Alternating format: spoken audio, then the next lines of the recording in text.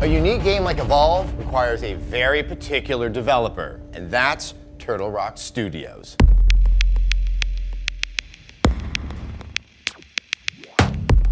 Their iterative process of development to figure out exactly what the alchemy is to have a fun, asymmetric experience starts off with an air of mystery, and only through trying and playing their own games do they figure out how they really evolve.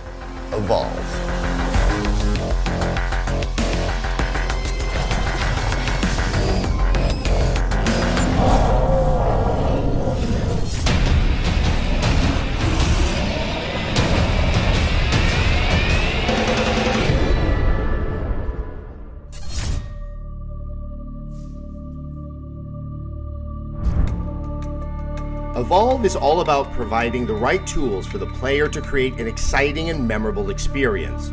To accomplish this, Turtle Rock had to fastidiously and repeatedly experiment and evaluate every aspect of the game's design to make Evolve what it is today. When you started, did you foresee what it is now? Were you able to conceive of this product as it's coming together in its final months? It's kind of difficult because the game has changed so much. The overall idea is what we all thought it would be, but the details were not. It was just us playing this fundamentally good idea and then building on that and making it cooler and cooler. So you originally only had one hunter in each class. Obviously, time goes on, you're going to have multiple versions of hunters within each class. It's really cool to have that level of variety, but that does start to present balancing issues, how you started to make them very distinct from one another, but also so they could all play really well together. It's about trying to give the players freedom of choice, but not overwhelm them. Because there were so many options, and it took so much for you and your teammates to choose the right combination to actually get that synergy that we have now. We wanted to guarantee that you have that and then put the depth into the character themselves.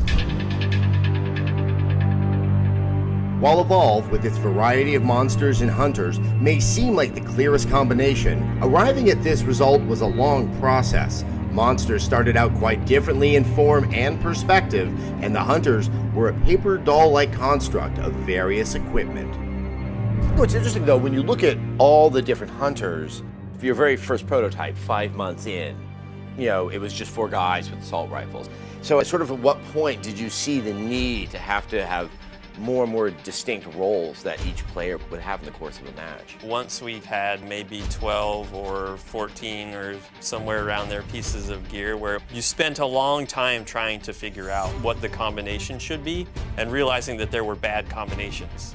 If you took this piece and this piece and this piece of gear, I could almost guarantee that you would lose the game.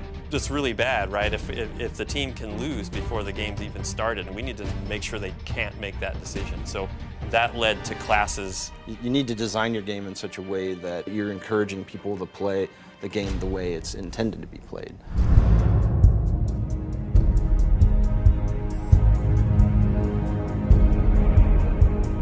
Obviously, the monsters as they are now is probably far removed from how they started and where they were at inception, especially Kraken, which was not a flying creature for quite a few years.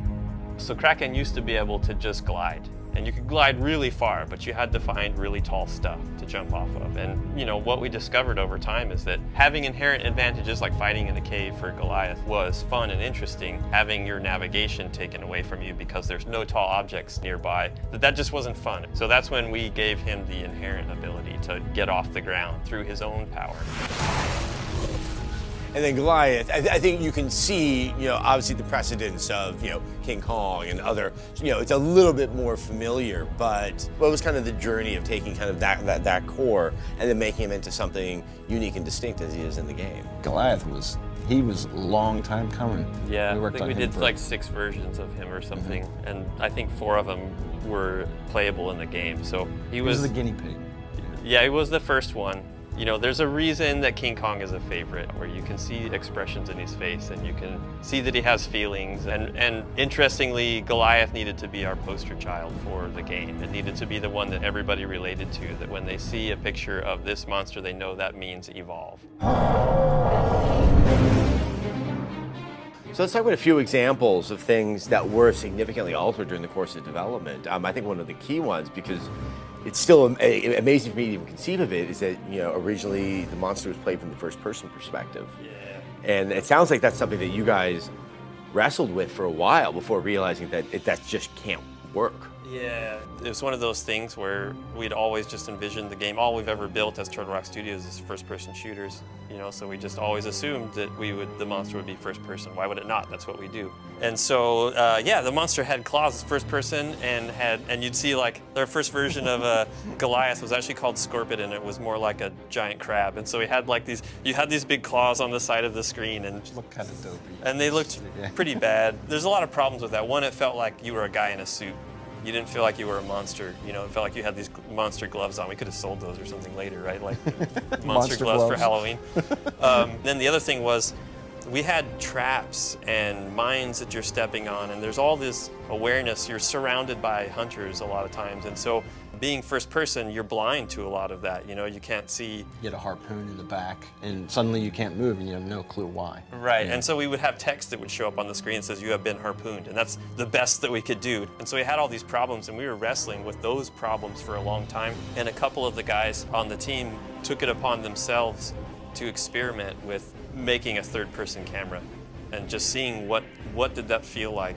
And that wound up being, was controversial across the whole studio, right? Some people were very adamant first-person shooter players and felt like third-person shooters are a completely different genre. And it's just one of those things where we had to just remind everybody to be open-minded about it, and let's put it in the game and try it.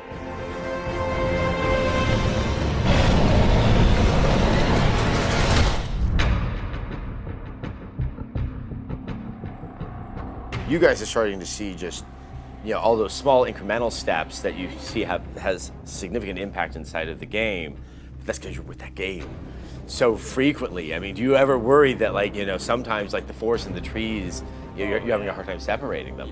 Yeah, we want to get the game in people's hands as soon as possible, right? Because that's where a lot of our lessons are learned. One thing that's really important to us and really valuable to us that I don't know if the community knows, is that when the game comes out, it's not like we're done and we're wash our hands of it and Evolve is out there and whatever launches is the way that Evolve's going to be forever, right?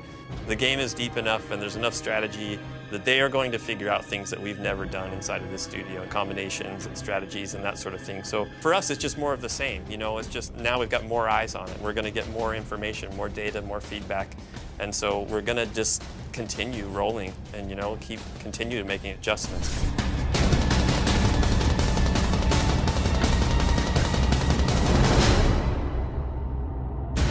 What was the concept of the hunters? What was the core thing that was essential to sort of fleshing them out? Giving them the tools that they needed to actually take down this massive monster and how to actually fight this monster who was not developed and designed completely already. So it's like a difficult problem to solve when you don't know how to fight this thing that isn't built.